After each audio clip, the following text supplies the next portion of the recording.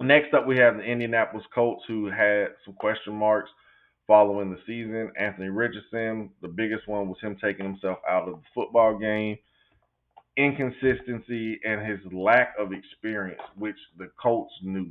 They knew this when the kid was drafted. They had Joe Flacco behind him. They never had a veteran who could do similar things to him, as he could behind him to truly help him grow. And watching Pat McAfee and all that, it just seemed like there was a lot of nonsense in this building as well. Not sure if it's the coach, not sure if it was the defensive coordinator, not sure if it's the GM or if it's just the atmosphere like it is with the Cowboys.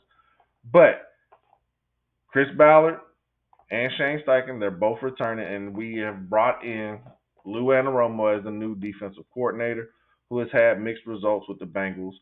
But the Colts are hoping that he can be the top side of what he was with the Bengals. There was talks about bringing in competition for Anthony Richardson. It's needed. Football is a sport that competition is going to breed and get the best out of you. You can't get complacent with this, and it seems that Richardson has already done that as such a young quarterback with such small sample size of game experience. I just don't understand that.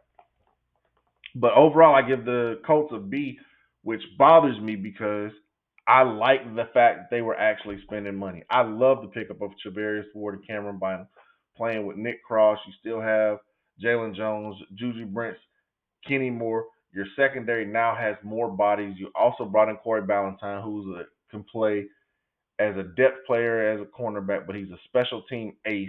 Neville Gallimore, you have Grover Stewart and DeForest Buckner getting up there in age. Khalil Herbert should be a solid number two back, depth piece at most. But the one thing that I don't understand is signing Daniel Jones. Last year, Anthony Richardson sucked. Every year Daniel Jones has been in the NFL, he has sucked. His best season with Brian Daboll, he had 15 touchdowns thrown. As a NFL quarterback, in today's day and age where quarterbacks are getting 25 plus, he had 15 touchdowns. We brought him in. There's no way that these guys on this roster are amped about who we have under center. And if Anthony Richardson can't beat out Daniel Jones, this team is going to suck. This team is going to suck, and I'm a Colts fan. This really bothers me. We didn't protect Andrew Luck, but that has been how many years ago now since he's been gone? All the Band-Aid fixes, out of all the players to go for, you went for Anthony Richardson because of his tangible things, his size, his 40. He could throw the ball far, but he didn't have experience. We've done nothing to ensure that he has experience. We've done nothing to ensure that he has competent vet behind him to push him. I would have loved to see Jameis Winston brought in for $4 million a year to play and compete because he would have pushed Richardson. He could help Richardson. It was talks that Irsay loved Russell Wilson was going to draft him the same year they drafted Andrew Luck.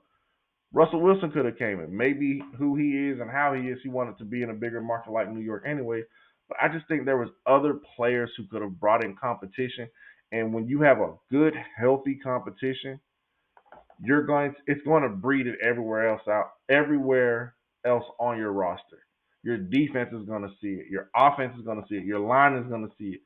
There's already questions about it, Anthony, because he pulled himself out the game. So that instantly, is he tough? All this stuff, man.